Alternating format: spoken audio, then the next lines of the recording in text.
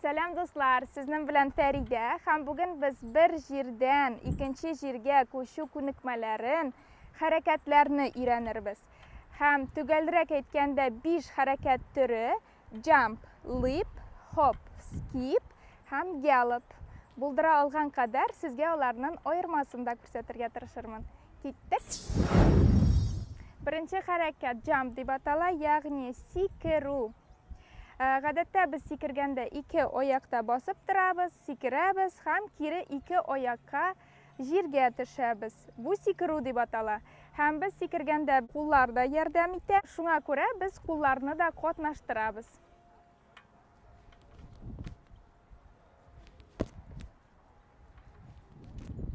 İkinci harakat leap deb ataladi. Ham onun ayırması shunda. Leap bo'lganda biz гадәттә birər нәрсә orqali sikirib o'tamiz. Masalan, ko'z oldingizga keltirig'iz, sizning yonda ko'llavik, ham shul ko'llavikni sizga o'targa kerak. Onun uchun bir oyoq tishqa chiqib turadi, ham ikkinchi oyoq bilan biz ko'llavik orqali sikiramiz. İkinci oyoqqa tushamiz. Bu leap deb ataladi. Tag'in bir tapqir ko'rsatam. Bu bir oyoqqa bosamiz, sikiramiz, ikkinchisine tushamiz.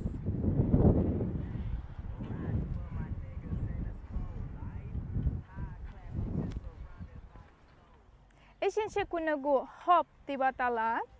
Ya'ni bir oyoqda sikiru. Ham shuni da aytirga kerak, sikirganda to'bonga to'p-to'g'ri tushmaymiz, oyoq uchlarini tushirga kerak. Chunki oyoq uchlarini tushganda biz oyoqni ham tizlarni og'rittirmaymiz. Balans bo'lsin uchun qo'llaringizni suzarga mumkinsiz. Hop. Bu harakat hop deb ataladi.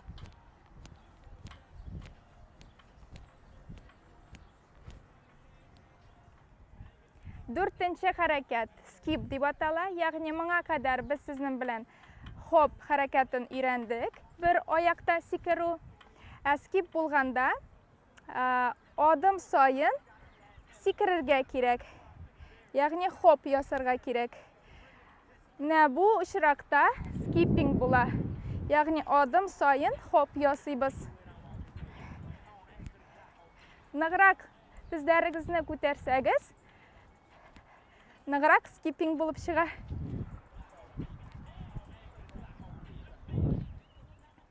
Ham bugungi so'nggi so'z gallop. Balki bu so'zni eshitgansizdir-da, chunki otlar masalan ko'z oldingizga keltirsangiz, ular galop bilan shobalar. Ham galop harakati bo'lganda odatda oyoqlar ayrim turadi, bir oyoq bosh, ikkinchisi gilda onun ortidan erib bora. Bu harakat gallop bo'ladi. Galop.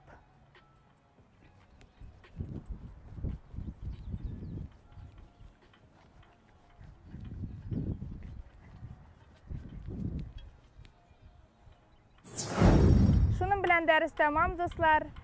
Oyoqlaringiz sizlovsiz bo'lsin. O'zingizni saqlag'iz. Yaxshi ko'tarinki kayflar sizga do'stlar. Kelasi uchrashuvlarga qadar sog' bo'ling'iz.